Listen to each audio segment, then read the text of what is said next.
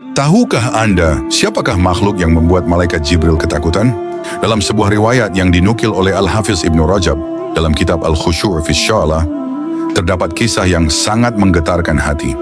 Kisah ini terjadi ketika Rasulullah SAW sedang duduk bersama malaikat Jibril. Tiba-tiba langit terbelah dan dari celah itu turunlah sesosok makhluk yang belum pernah terlihat sebelumnya. Makhluk itu turun menghampiri Rasulullah dan malaikat Jibril.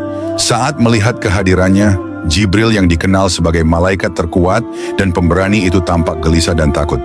Rasulullah pun terheran melihat perubahan sikap sahabat langitnya itu.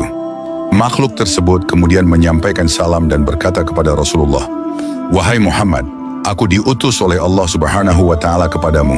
Aku membawa sebuah pilihan yang harus engkau ambil."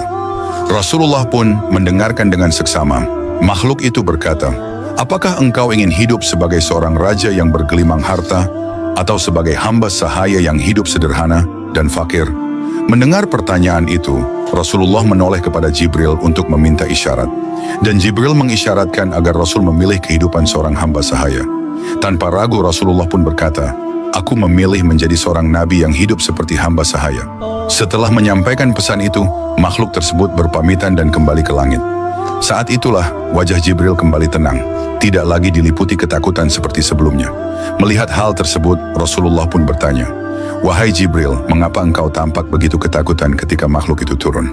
Jibril menjawab, "Demi Allah, aku tidak mengira bahwa ia akan turun ke bumi, kecuali untuk menyampaikan kabar tentang datangnya hari kiamat."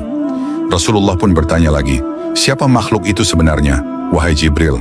Jibril pun menjawab, "Dia adalah Israfil, malaikat peniup sangkakala. Ia tidak pernah turun ke bumi kecuali dengan tugas yang sangat besar.